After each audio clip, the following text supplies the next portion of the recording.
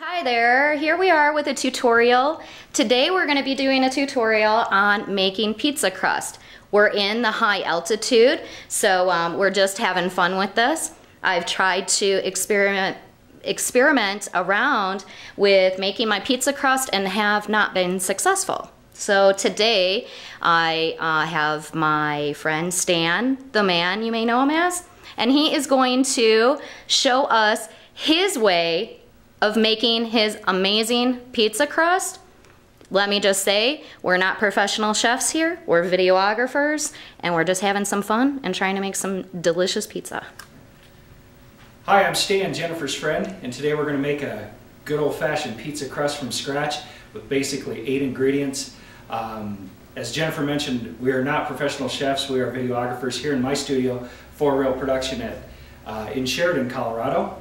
And so we're going to start with 8 basic ingredients: flour, gluten, olive oil, active dry yeast, whole milk, honey, coarse salt. You could try to do this by hand, but it's going to be really tough to do this. I like to use these KitchenAid mixers, these industrial versions for the home, because the motor won't burn out when you're cooking, when you're making large batches of this dough, this really pliable dough.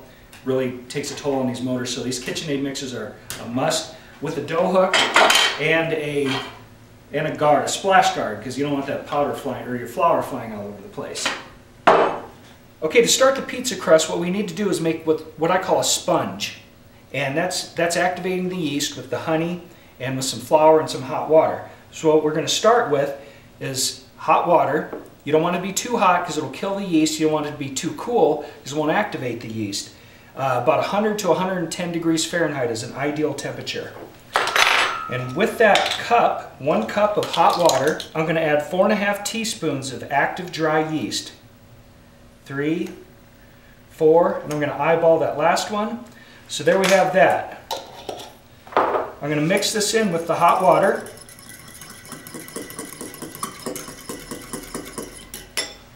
Okay, now we need 2 tablespoons of honey.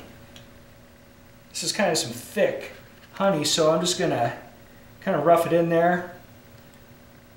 You know, we don't have to be perfect. We're not chefs here. All right, so this is going to activate that yeast.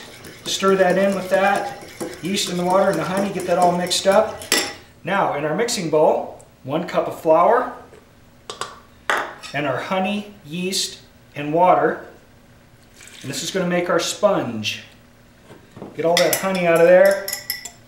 Okay, we're going to mix this together and we're going to let it sit for about 15 or 20 minutes. And that yeast is going to activate and we're going to have this spongy looking mixture when we're all done. Okay, it's been about 15, 17 minutes or so. You could go as long as 20, not a big deal. This is our sponge. That yeast is nice and activated. And you see it's just kind of frothy and fluffy and ready to go. So to the sponge, I'm going to add 3 1/3 cups of just regular flour. Then I'm going to add 1/3 cup of gluten. What gluten does is it gives pliability to your pizza crust, so you can really stretch it out and make a really thin pizza crust that will rise and become bubbly and chewy. Now I'm going to take this coarse salt and I'm going to eyeball about 1 teaspoon. And I'm going to throw that in the mixture. It's coarse salt. It's going to break down as we mix the dough. Here I have 8 tablespoons of room temperature water and 4 tablespoons of olive oil. I'm going to add 1 cup of milk. Now it's time to mix.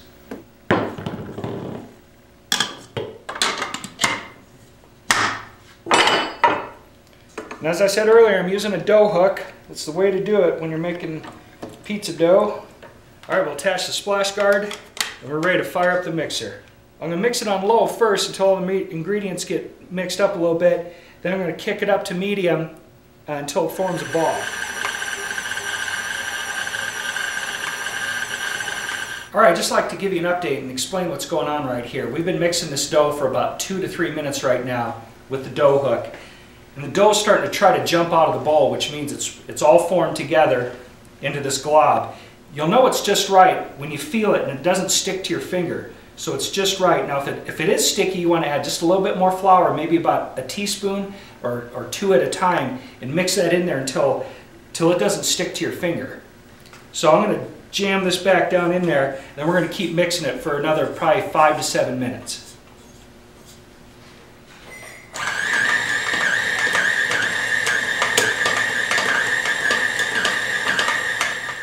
Okay, so this dough is mixed for about 10 minutes with the dough mixer, with the dough hook, and now it's time to remove it, and I'm going to put it in another container. We had a little catastrophe during the taping a little bit earlier. That's why we have a new bottle of olive oil, and you'll see that catastrophe at the end of this video.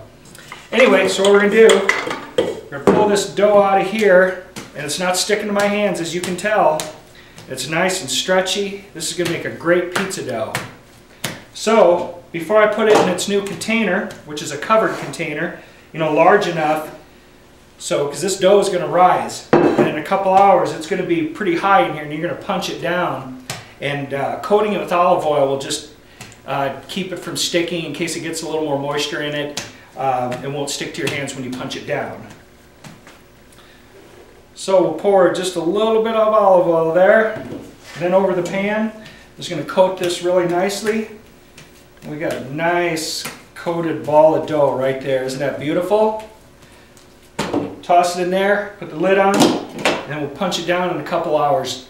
It'll be ready to cook in about 5 or 6 hours. You can roll it out and start using it. Thanks for joining us. I hope you enjoy this pizza dough recipe. What I like to do with it is take a small ball, and I like to roll it out on a piece of parchment paper with a rolling pin. Make it nice and thin. Put my ingredients on top of that. Use a pizza board. Throw it in the oven on top of that parchment paper. Cook it at about 500 degrees, or if your oven goes up to 550 degrees, that's even better. Cook it for about 7 to 8 minutes, and you're good to go. Okay, so I cooked my pizza at 500 degrees for 8 minutes on parchment paper, and we are ready to eat. That's amore! Jam this back down in there, then we're going to keep mixing it for another probably 5 to 7 minutes.